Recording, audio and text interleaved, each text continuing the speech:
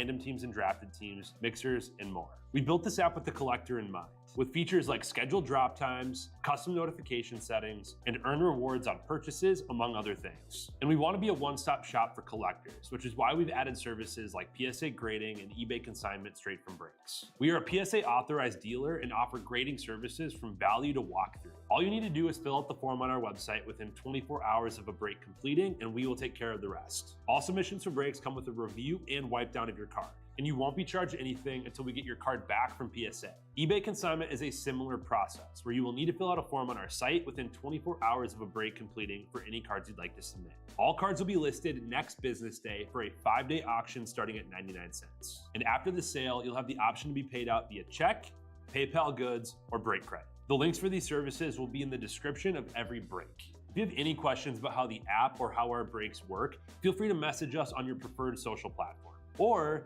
jump in the chat of one of our breaks and the break host can help walk you through it.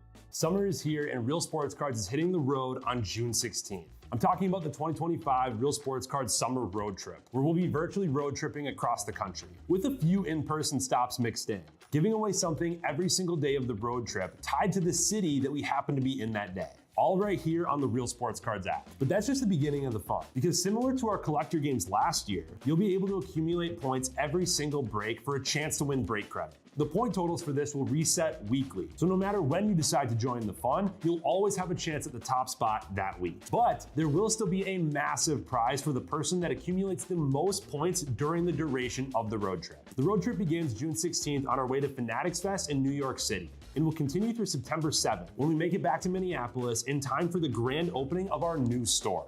We'll have more info on all of this coming soon, which will be posted right here in the app. In the meantime, start grabbing your favorite road trip snacks, crafting that perfect playlist, and filling up on gas, because this is going to be a road trip to remember.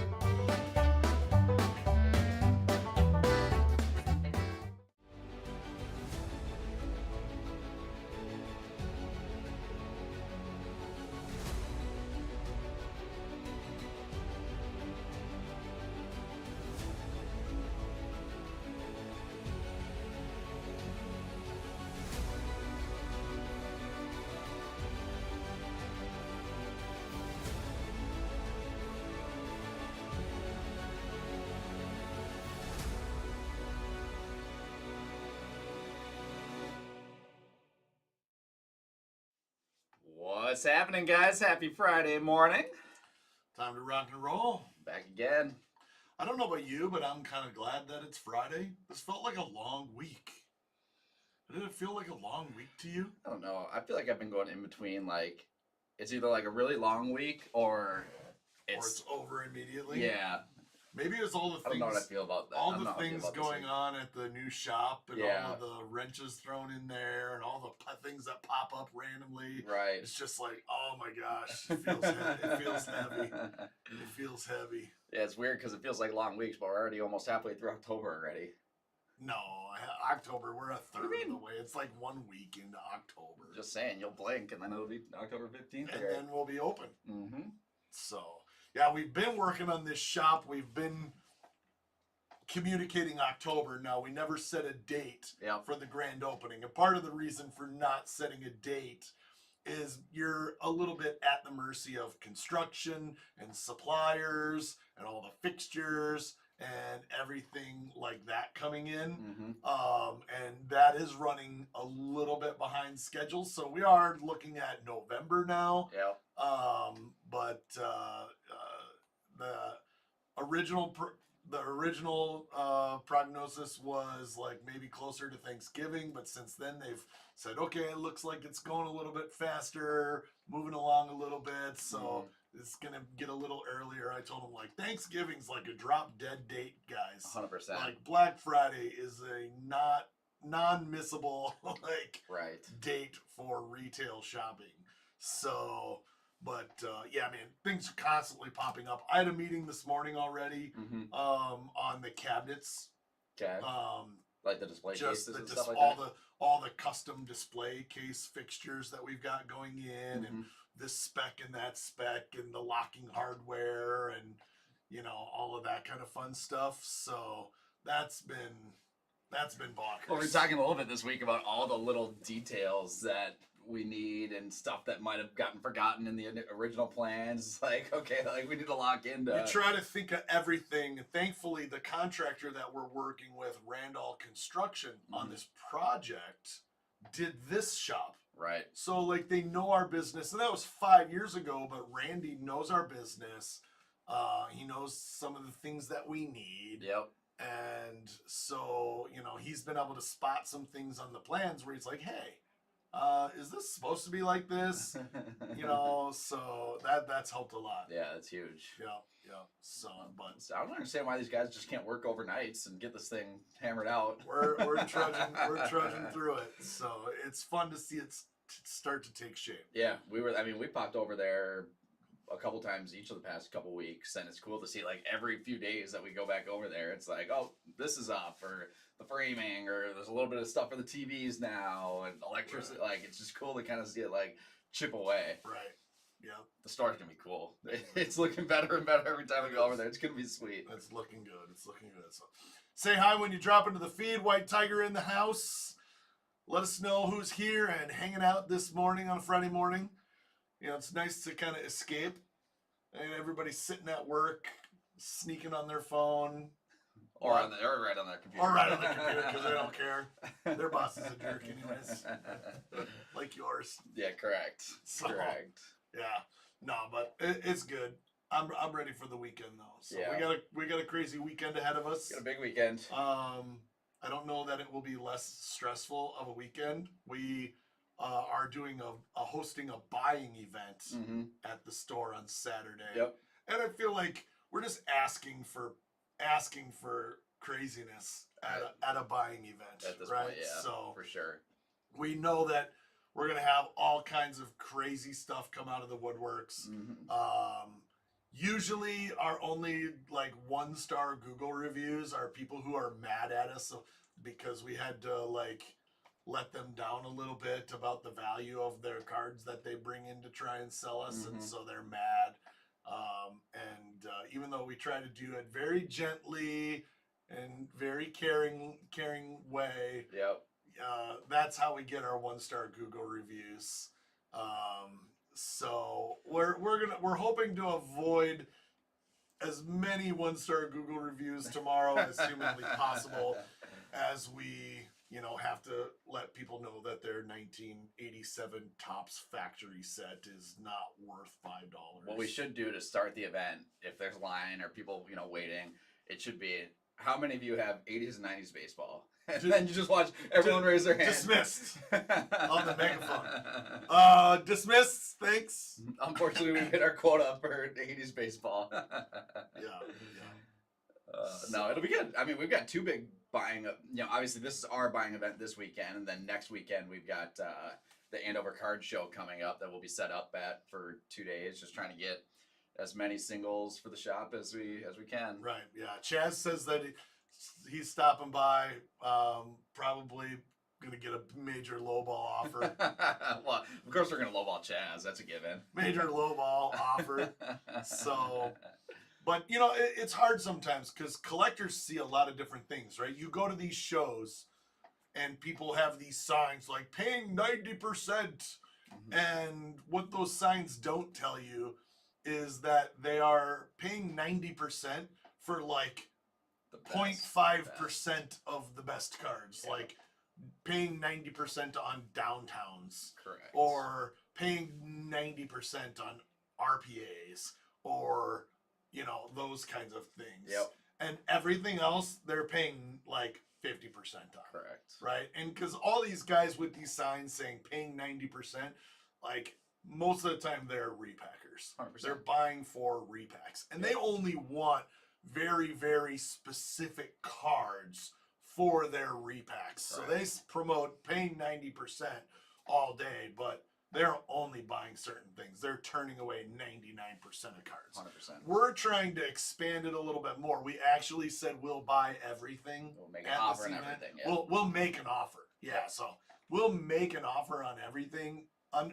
Understanding that some people are just going to bring in 80s and 90s junk era stuff. Yeah. The reality is that stuff has zero value. Yeah. So there are going to be some offers. We decided that we're going to have some $5 gift cards available. So yeah, I mean, if people bring in a bunch of 80s and 90s stuff that's worth zero, like we can make an offer of $5 gift card, but there's really not any value here. Yeah. And that there's a lot of things that don't have a ton of value. Yeah. Like even modern base cards really don't have value. Yeah, I mean, it's not 2020, Right. 2021 anymore. Where we were grading everything. We were grading flagship base cards like 8 rookies deep. 100%. Yeah, all the mosaic football base and Gavin Lux and Luis Robert yes. and Pete Alonso and Kyle Lewis and Aristides Aquino. I graded a gross amount of Aristides Aquino flagship or Topps Chrome base. Oh my gosh. I mean, everything. You were grading everything back then. I mean, you could basically grade any Prism rookie for basketball. So 100%. I mean, we were grading 20 rookies deep. Yeah, easy. Even more. Yeah, easy. The Siku Dumboyas and the Cam Reddish. I mean, Cam Reddish was legit back then, but like all these guys. Yeah, Siku's a good example of. I legit graded Siku Dumboya Prism base. Prism base. It was wild. It was so. And you'd get them back, like if you got them in early enough before things got backed up so much, you'd get them back, and then he'd have one game, and then they'd be worth $50. It was a crazy time. Right. So yeah, it's a different world. Your 2024 Heritage base cards. Sorry. Unfortunately, they're not worth anything. Yeah. Now, if you want to get them out of your office in exchange for a $5 gift card, then I guess we'll pay that's like a disposal bonus, right? So.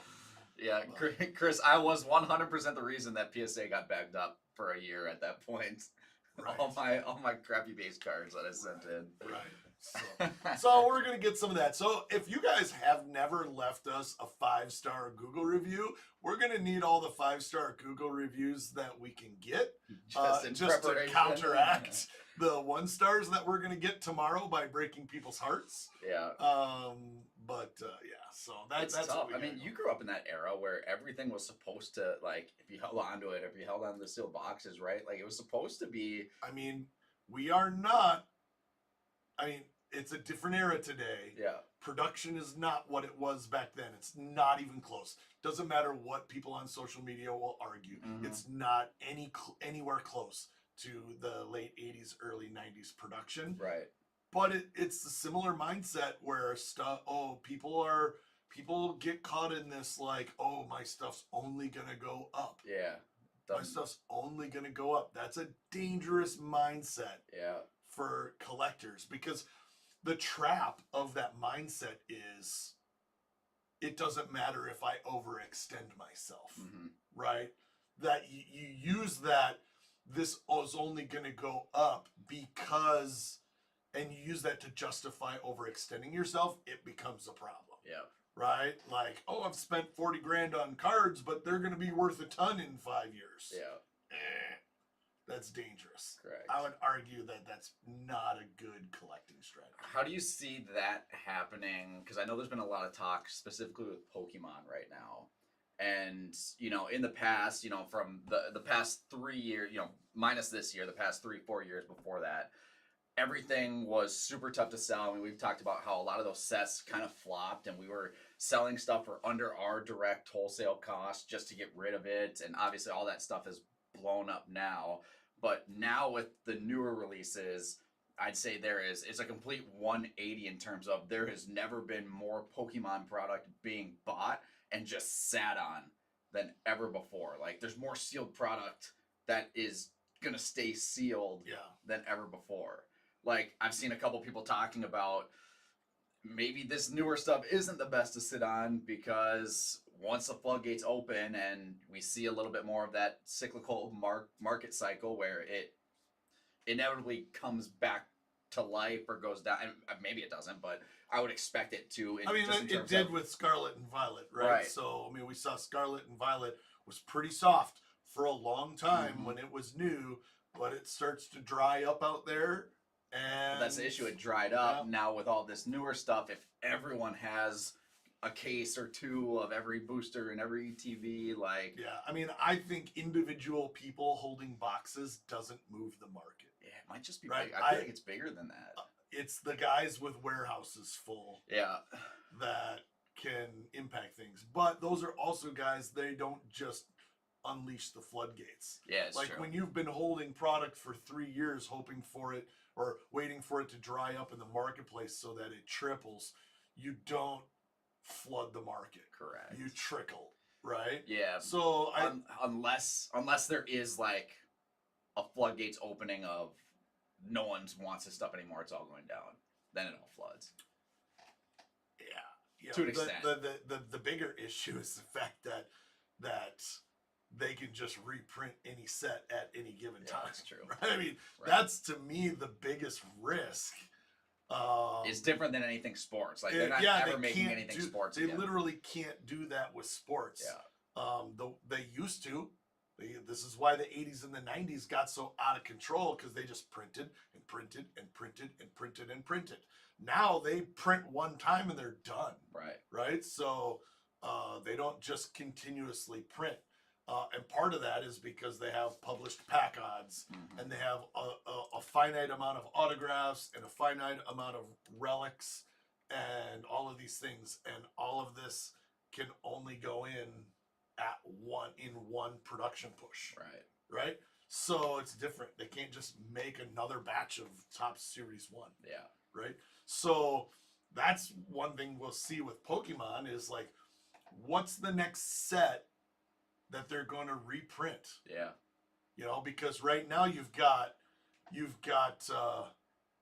a lot of booster boxes Mhm. at $300 a box Or more. Yeah. or more. A lot of them are more. To be Right? fair. So if you got a dozen of relatively recent SKUs of booster boxes at $300 plus, Mhm.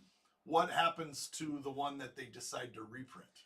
Yeah, the interesting thing is we've already seen a handful of reprints, and we have no idea the scale of those reprints. But we'll get offers sometimes, like Twilight Masquerade ETBs. We just got a decent. Yeah, we know they just reprinted that. Surging Sparks ETBs, even Prismatic they reprinted, and then they did all these Costco bundles and stuff like that. And they did waves. I mean, so waves is different. Right. To me, I don't consider the Prismatic a reprint. I consider that wave. Yeah, that was a little different. But That's the a little Twilight different. for sure, because that had come out a while ago, and then we just got this influx of, hey, we've got these for you. Right.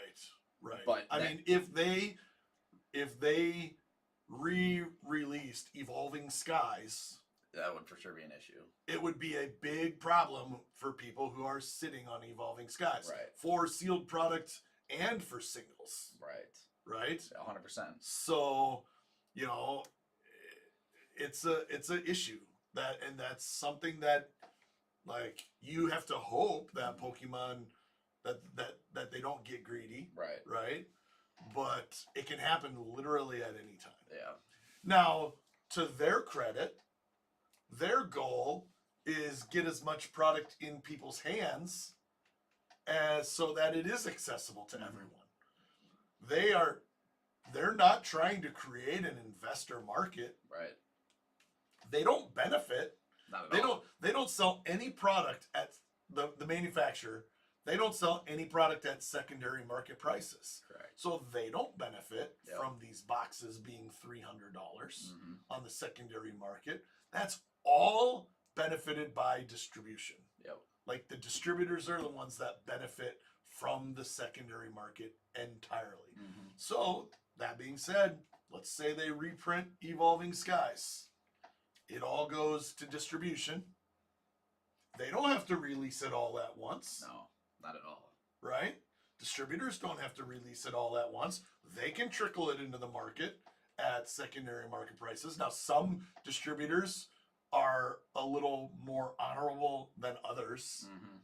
I think a couple of the distributors that we work with actually do a really good job, because when they do reprint something like Twilight Masquerade ETBs, Mhm. like, they offer them out to us at a wholesale price. Now, sometimes it might have bundle conditions. Correct. Like, we have, here you go, we've got, X amount of cases of Twilight Masquerade ETBs at wholesale price, original wholesale price, but you've got to buy X amount of dollars of this other thing.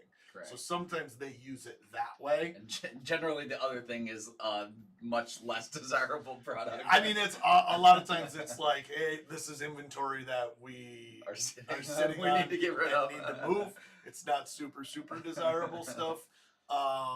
So yeah, I mean, so you take on a little bit of extra added cost on those types of reorders than just a pure wholesale buy. Yeah. But yeah, I mean, it's an interesting market. Yeah, the other thing that's crazy with Pokemon that I always try to wrap my head around is how much bigger in terms of like pure collectors and just people throughout the world compared to sports. Especially like when you look at individual sports. Yeah. Like the amount of Pokemon collectors out there compared to baseball collectors, it just dwarfs it. Well, it's ridiculous. One of the ways that you can see that disparity is in the PSA grading reports. Yeah. Every month there are published reports on how many cards these companies, PSA and the other grading companies, are grading. Yep. And they split it up by sport and TCG. Mm-hmm. And TCG is twice. Yeah.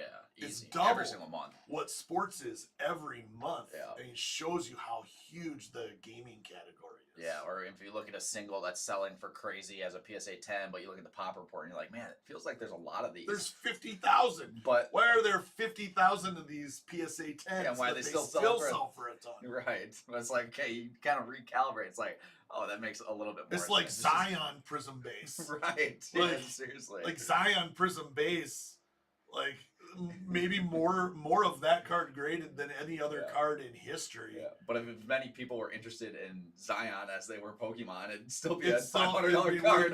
It'd be worth more than $5. Yeah, I don't know what it's worth today. But. Yeah, it's crazy. Yeah. Joe D says, what's a trusted app or place to look up comps? So here at Real Sports Cards, we use Card Ladder. Card Ladder is a paid service. To us, it's worth it. We use it every day for our business. We like Card Ladder because it pulls the completed sales from a lot of different platforms, including eBay, Fanatics Collect, Golden, Heritage. So we like seeing the comps from all of the different places instead of just using eBay to look up completed sales. The reality is like the Fanatics Collect marketplace, very different. Some things definitely sell for more on Fanatics Collect than they sell on eBay, and vice versa, right? So it's interesting to be able to use all of those comps. You're going to see differences in like a PSA 5 Michael Jordan rookie card. They just sell for different prices on Fanatics Collect versus eBay. So we like Card Ladder. There's a number of them out there. The thing that I would just say is, be cautious of the ones that assign you their own value to a card. Yeah, I don't look at it. Even Card Ladder does this. Yeah. Card Ladder has a Card Ladder value. To me, those algorithms just aren't good enough yet. So I think you still have to read between the lines on the individual comps to really help determine the value of cards yourself. But at the end of the day, if you're doing deals with people at a show or at a card shop or in person or on Facebook, at the end of the day, only thing that matters is that you come to an agreement on what the comp value is. And it comes through a discussion. As long as both people in a deal are on the same page, then that's really all that matters. So. 100%. A free one I like to use too sometimes if I'm in a pinch or something. I guess I have Card Ladder on my phone, but I'll check it occasionally as 130 point as well. And I always, we always used to kind of recommend, like, we use eBay. I feel like we've stopped saying that as much. The problem with going on eBay, well, one, we talk about like the 80s and 90s stuff that comes in, and people see their whatever card listed for $100. Like, oh, I saw this listed for sale for $100. Like, I can list a Sharpie for $500. Doesn't mean it's worth it. But when you go into the eBay solds, eBay doesn't. They hide intentionally. They intentionally hide. I mean, it's kind of BS. To be honest. The actual sold value of the card. So 130 point does pull directly from eBay, and if a card is listed at 500 or best offer and sells for $50, where you would see the 500 on eBay, you'll see $50 on 130 point. Honestly, I don't just think it's a bad business practice. Mm-hmm. I think it's intentional deception. To get stuff to sell, to make it look like stuff sells for more, and then get it is intentional deception. Yeah, and that's where I have a big problem with them not showing 100%. what the offer was on a best offer. Yep. They can call it whatever they want, use whatever business reasons they want to justify why they don't show the actual sale price, but it is intentional deception.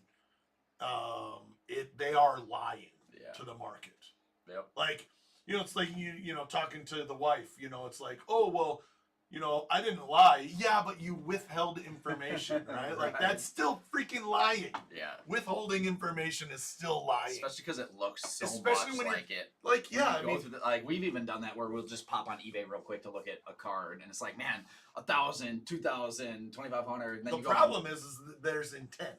Exactly. There's a reason why they don't show you, and that reason why has monetary value and reward for them, because it gives the appearance of cards selling for more than they actually sold for. So people who aren't as fluent in comping are going to use that off of their next buying decision. Mm-hmm. And so they're going to bid higher on that card. And so the fact that they have a monetary reason to be deceptive, it's just unethical business practice. There's no way around it. Yeah, we've had that happen plenty of times before. I've saw this, if someone brings in a card, I saw it sold for $500 on eBay. It's like, sorry, this actually sold for $300. Like, someone took an offer at $300. Yep. So. Yep. Honestly, like, I don't know what would have to change. People would just have to absolutely rebel. But eBay's getting more and more pressure from outside sources. Well, that's the thing. Fanatics Collect is not going to go away. Right. Fanatics Collect is an interesting animal. Mm-hmm. They're going to put a dent in PayPal or in eBay eventually. Right. Now we just saw an announcement in the last week or two that Probstein is launching his own platform. Yeah. And I'm not sure where Probstein was in sales. I don't know if he was around 100 million or where he was, but now he's launching his own platform, and he's going to be doing things. I mean, you have to continue to evolve even when you're the king, right? eBay's been the king of marketplace for a long time. Yep. But even with these secondary apps that are showing the actual sold price, like, wouldn't eBay start there could be a potential where they start noticing how much people are going to outside sources to find the actual sold value of the cards, when you would think eBay would just prefer for the people to stay on their own app within their own platform, right? Right. Who knows if that ends up cascading into that, but yeah, I mean, we're in a data era. Like, this is the era of data, and collectors want to have all access to all of that data. Yep. And it's weird having companies obscure it. Correct. When they're not hiding it from Card Ladder, the third parties can still go scrape that info. Correct. Right? So maybe they have some genius reason that's just way too smart for me to figure out or understand. That they do that, but I don't get it. Yeah, we're not smart enough to figure that out. And for the record, we do love eBay. We use eBay all the time. Love eBay. I mean, it's the world's. It's still the biggest marketplace. Yeah, I just think that practice is garbage. Correct. I still use the service. I'm not boycotting eBay. Still need eBay. Correct. Yep. 100%. So cool. What else is going on? It's an exciting time in sport. This is always one of the best times of the year. Yeah. Playoff baseball, football in full swing, hockey just started up, preseason basketball, college football, everything's going on. What are you grabbing? I hear something. Hello? Hello? I gotta go get somebody. Do we have a visitor?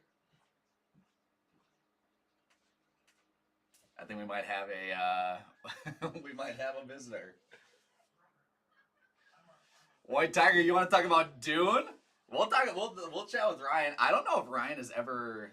Maybe if he's seen. I heard somebody. Oh, what's up, Beckett? I heard somebody. Oh, We're still. Look, there you are. Who's that? Who is that? Who is that? Ah. Me and Beckett. He's like, what's going on right now? I don't know what's going on. Can you give me a high five? High five? Huh? Can you give me a high five? We've been working on our high five. Huh? I haven't got one yet. Can you give Emil a high five? Beckett. High five? I think the problem is you taught him how to turn away from the high five. High five? No! No! Too slow! Too slow! Too slow! Oh, too slow! Oh, you got me! You got me! You got me! You got me! You got me! You thanks for coming and visit me. High five. Thanks for coming and visit me at the shop. Can you give him a high five? High five.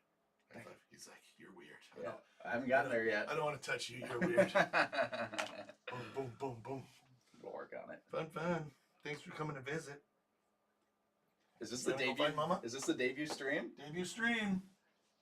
Amberly was on stream pretty early. Right. Yeah.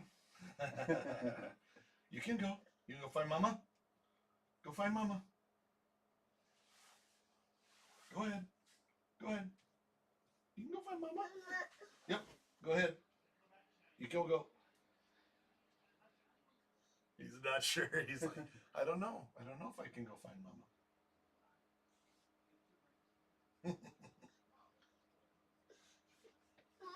Here, I'll take it. Let's go. Those dino shoes are awesome. Let's get dino shoes. I wish I had some dino shoes. Oh, he left me hanging. It's all right. We'll work on it.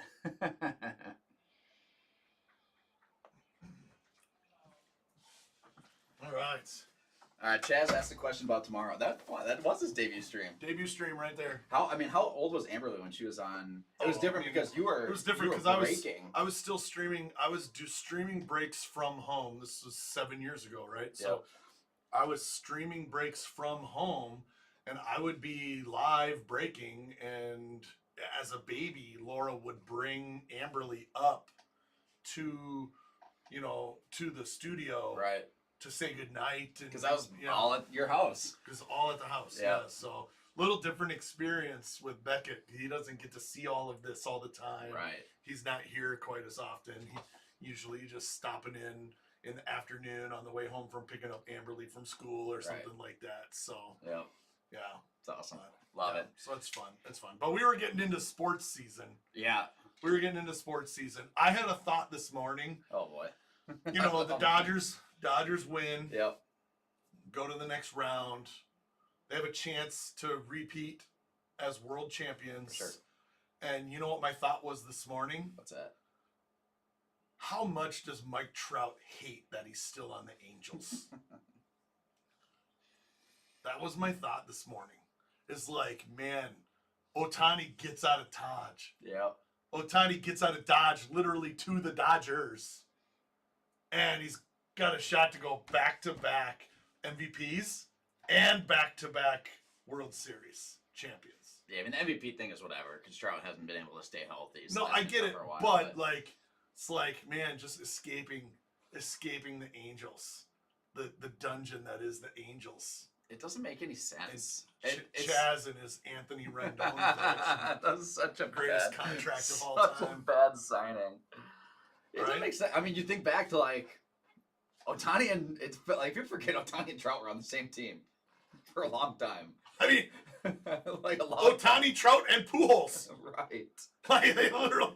And that was granted, old Pujols. I get it. It was old Pujols, but you literally had a team with Ohtani, Trout, and Pujols on the same team. No one else. And still just couldn't get out of the basement. Like no playoff appearances. Yeah. Just horrid. Poor Trout. What an organization. And when's the last time? It makes me feel better about the Twins because at least we don't spend $500 million a year.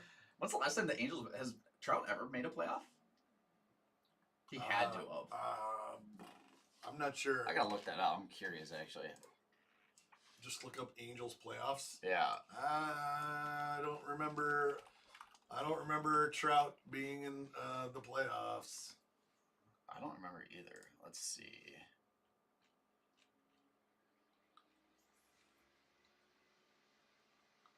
That's not. Oh, here. The last time was 2014. Okay, so he would have been in the playoffs there. That Trout would have been on that team. Yeah, and then 2009, the 7-8-9 there. So he's been in the playoffs once. That's crazy. They got swept in the ALDS. Yeah. That's crazy. Ugh.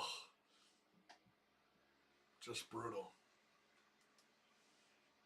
Yeah, to the Royals, actually. So that was my thought upon reading the Dodgers news this morning was, man. Or Trout. Man, how bad.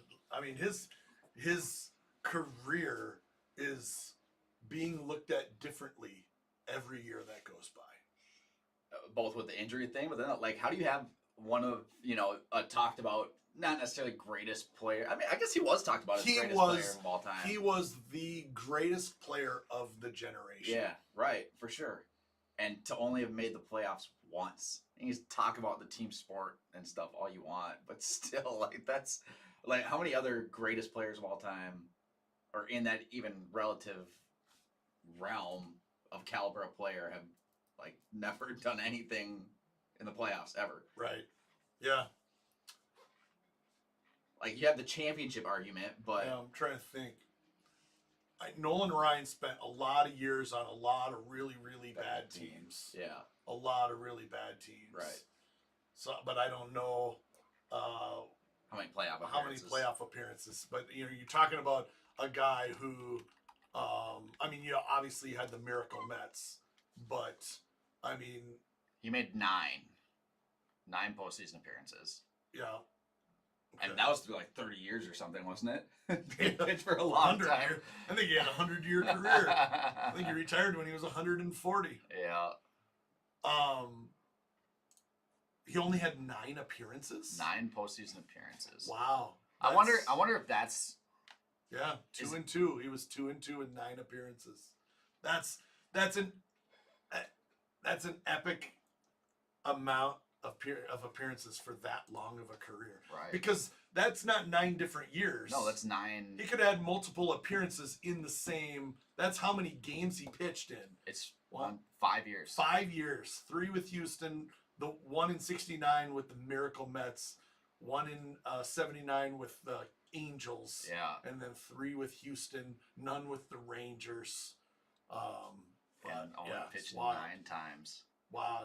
That's wild. And that's up there too. Like, especially for how dominant he was. But when you play on, but Paul Skeens. This is the potential future of Paul Skeens. Now, I feel like nowadays, like, the big teams eventually pay money for the big players. Right. Probably more than obviously Nolan Ryan was Mets, Angels, Astros, and Rangers. Yeah. I think that it's inevitable that Skeens ends up on a, Big 5 franchise. For sure. Yeah, someone's going to pay him. Is Dodgers, Mets, Yankees, Padres. I think it's inevitable. Yeah, you got to think so. He's definitely not going to stay in Pittsburgh. Right. Pittsburgh just is not going to be able to pay him. Yeah. So I think that changes things, where he could end up as a Yankee and probably end up in some playoffs. Right. But you got to think, after so many years of losing, you might just have to. We kind of are going to see McDavid potentially do something like that. And obviously, they're making the playoffs and have been in the last couple Stanley Cups and just haven't been able to get over the hump of winning one. Yeah. But when everyone thought, his next contract was going to be this, Kirill Kaprizov-esque deal where it's biggest in history, 8-year deal, like staying there long term. He only signed a 2-year deal with the Oilers, and he took a little bit less. I think he, it's that conversation of he'll do a team-friendly deal, battle it out for 2 years, see what can happen, and then reevaluate and potentially go somewhere else in a couple years. Yeah, we're used to this for the Twins franchise, right? Our last I would say our last great pitcher was Johan Santana. Yeah. Right? Went to the Mets. Right. I mean, but we knew, like, when Johan was having these amazing Cy Young caliber seasons, Right. that his time with the Twins was numbered. You look at Tarek Skubal. Right. He's only got, I think, 2 years on his contract left. Yep. And with what this dude is doing, it's like, how does he not end up just getting paid somewhere? Right. Right.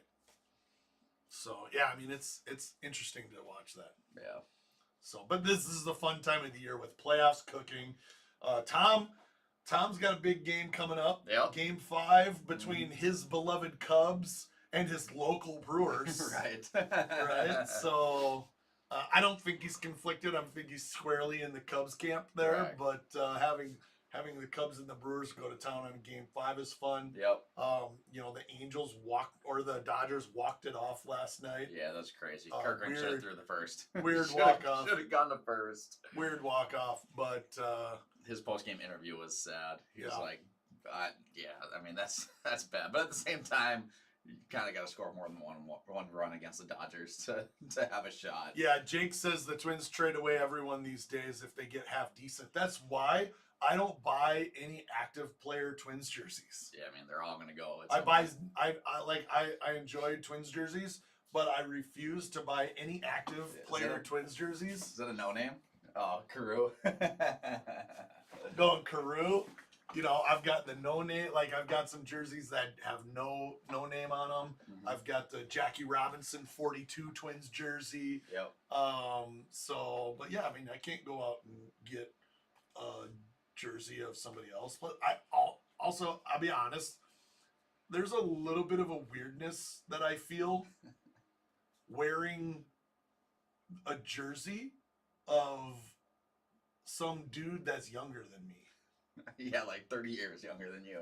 I mean, not 30 years. Not that old. Jeez. But, like, seriously, like, having some, like, 24-year-old dude's name on the back of my jersey is just kind of weird. Yeah. You can be a fan of whoever you want. Yeah, I don't like it. I don't know. That's kind of the same reason why you're not buying Twins current jerseys. That I've never bought a Browns quarterback jersey. I've thought about it a bunch, but thankfully, I've never pulled the trigger on one. I mean, how different does the Browns quarterback room look now than at the beginning of the season when it was, 6 deep? Were they 6 quarterbacks deep? 5, I think, but we've still got 8 quarterbacks on payroll right now. Are you paying them to play somewhere else? Well, yeah, I mean, only 2 of them are still there, or 3 of them. But we have 8 quarterbacks on payroll. I guess 4 of them are still there. Deshaun with the bulk of it, which apparently he's been practicing again. People are saying he's going to come back. You got Deshaun. We're still paying Jameis Winston. We're obviously just still paying Flacco, who just got traded. Still paying Kenny Pickett, who got traded. Dylan Gabriel, Shador. There's 2. I don't even know who. Like Jameis. I don't know if I said him already. You said him, Yeah, but it's literally 8 quarterbacks we're paying right now. Beautiful. Oh, what a mismanaged franchise. I haven't even watched Browns football lately. It's not fun. I'm just watching Ohio State on Saturdays. You know what the most watched Browns football game of the year is going to be, right? No, I don't. The one that Shador gets to start. 100%, actually. Could happen soon. Hey, Talk about Shador all you want. His stuff sells amazingly. It sells so well. It does.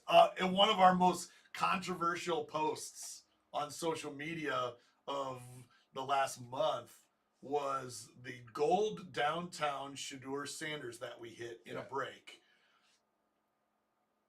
Hundreds and hundreds and hundreds of comments on this. I'll take this. it for free. Oh, this card's garbage. Why does he even have a downtown? 6-round quarterback. 6-rounder, 3rd string. They ruined the downtown checklist. Downtowns are done. Nobody's going to buy downtowns ever again because they ruined it with Shador on the checklist. It was wild. Honestly, like, our most engaged, it was just an image. All we did was post a picture of this card that we hit. And what did the last one sell for? $6,000. Yeah. Everyone's like, oh, I wouldn't want this card. I would throw this card in the garbage. It's like, no, dude, no, you wouldn't. This is a $6,000 card. Mm-hmm. If you hit this card, you'd be posting a picture of it on social media going, look at me, look at me, look at my card that I pulled. And I'm not a breaker. I'm looking at I mean, it's in the top of all the gold downtown sales of this year. Sold for more than Travis Hunter. The Jackson Dart stuff is blowing up. I mean, especially after last night going and beating the Eagles. Like, both those Giants kids, Jackson Dart and then Cam Scadaboo. Like, people love Cam Scadaboo. I love watching him. He's so much fun to watch. Yeah. Football's fun. Yeah. We probably wouldn't have gotten as much hate on the Jackson Dart goal downtown. Probably not. No. He's actually starting, to be fair, so it's a little different. People love to hate on Shador, so. Whatever. Did you make any predictions for the MLB playoffs? I did not at the start of the playoffs. Yeah. I actually think that I would like to see a Dodger repeat. I can't really cheer for the Blue Jays. Why not? I don't know. I feel like I can because they've got like 10 former Guardians on the team. I don't know that I have a really great reason. Other than Vlad? No, I just am not, like, I don't know. The Blue Jays have just never been a team that I would have ever thought to cheer for. Yeah. Is it a Canadian thing? Just not like I Canada? All those Canucks. I predicted a Guardians Phillies World Series, so my bracket's toast. Yeah, I mean, I think I wouldn't hate seeing a Dodger repeat, but I mean, of the teams that are left, Like Mariners?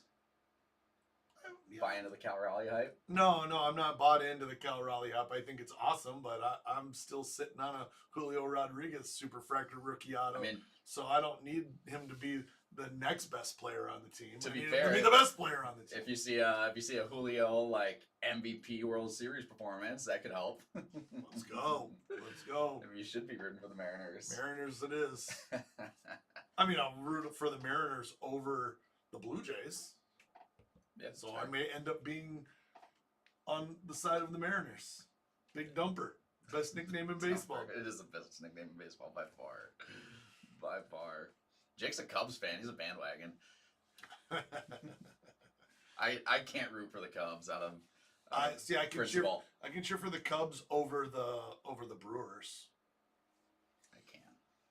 No. I can't. 2016 has too deep of a hold on me. Yeah, whatever. Get over it. Yeah. What else is going on? What do Some we have? releases? We haven't talked about products at all. We got White Tiger asked about a big product today. We got 3 minutes. All right. Do the release rundown with a 3-minute countdown. All right. This we've talked about actual product the least in this Out episode of anything. than ever. Yep. So All right. This week, Ultimate Collection Hockey, loaded, super good.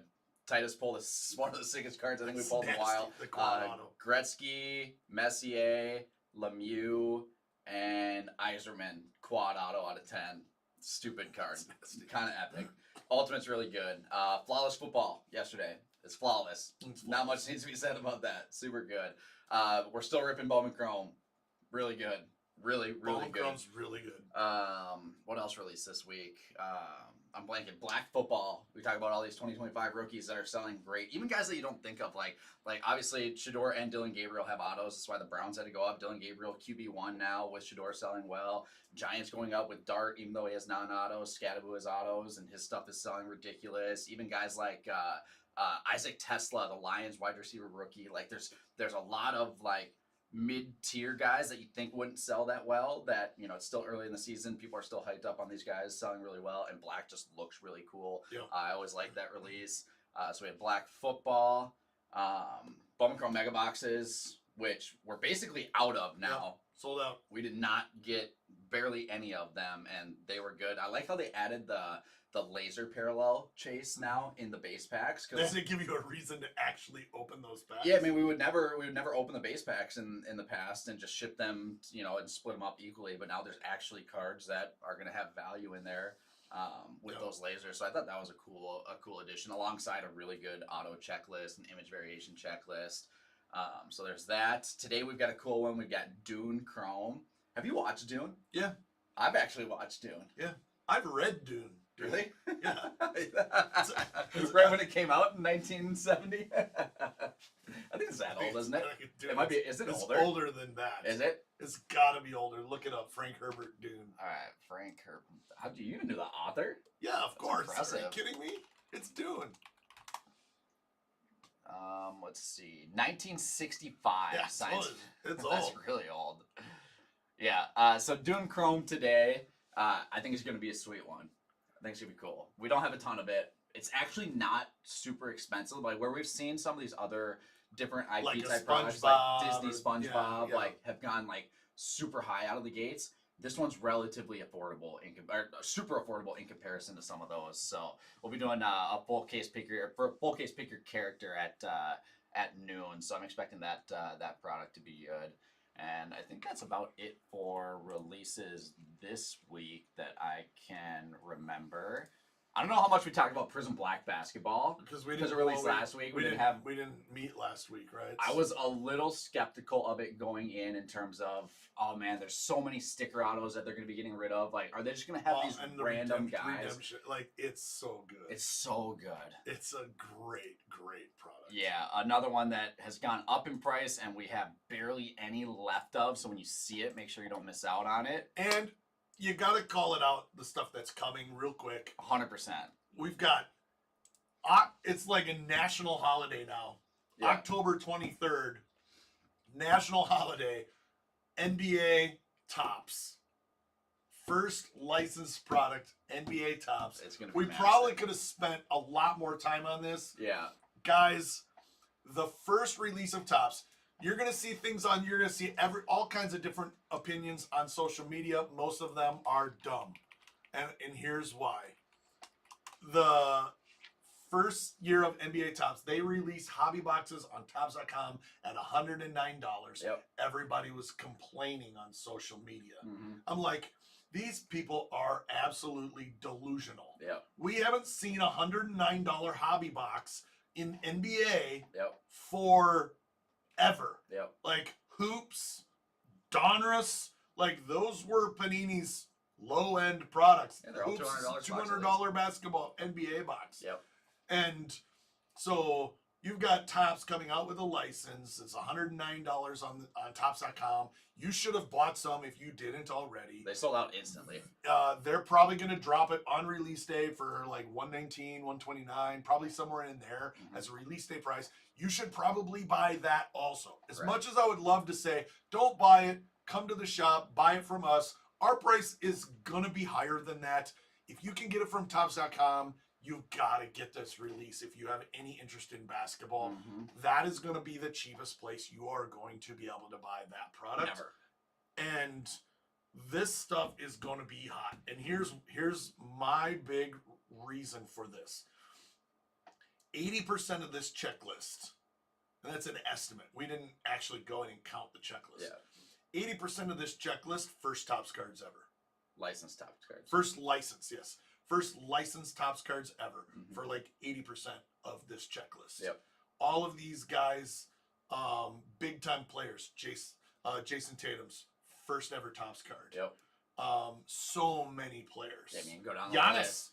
Giannis's first ever licensed Tops card. Ants. I mean, LaMelo, Cade, Paolo, like all these are the biggest chases of the past. You know, all First these Luca.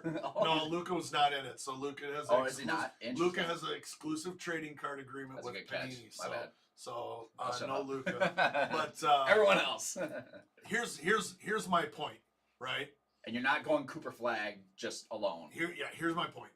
Most of the time, these products are all just rookie driven, Mm-hmm. right? It's who are the top 5 rookies, and that's how all product, like baseball, football, basketball, you name it.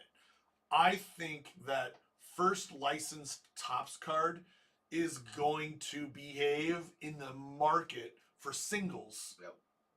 like a rookie card. I agree. I think it's going to behave like a rookie card.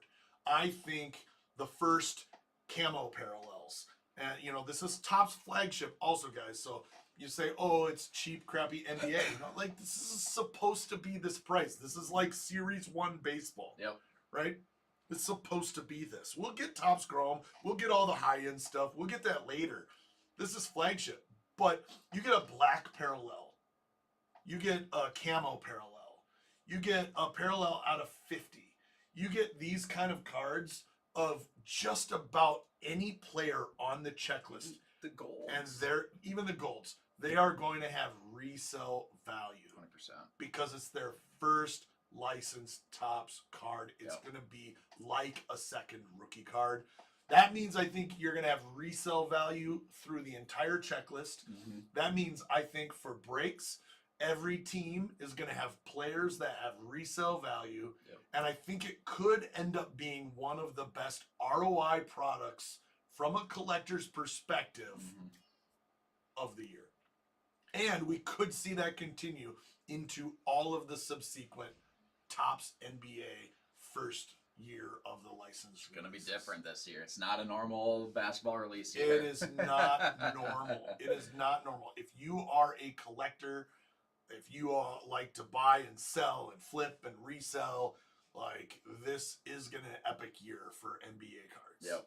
And it all starts in 2 weeks. 100%. So I'm hyped. I'm slightly worried for how much you're I'm going to not a huge basketball guy. Right. Like, this is coming from somebody who, like, 97% of my sports watching is baseball. Yep. Right? I am not a huge basketball guy. As a collector, I am massively hyped for Topps NBA releases. Yeah, it's cool. So it's cool. Bringing it back to the old school. No, been a while since we've had Topps. It's going to be fun. It is going to be good. It's going to be fun. So we're going to leave it at that. We're overtime. We appreciate you guys hanging out with us on another Friday morning All Cards Ship. We're not far from being able to host this in our brand new shop. Coming soon. Coming soon. Hope to see you guys next week. Breaks are dropping. Jumping some fun today. Jumping some fun this weekend. And obviously, start getting ready for NBA Topps. Thanks, guys.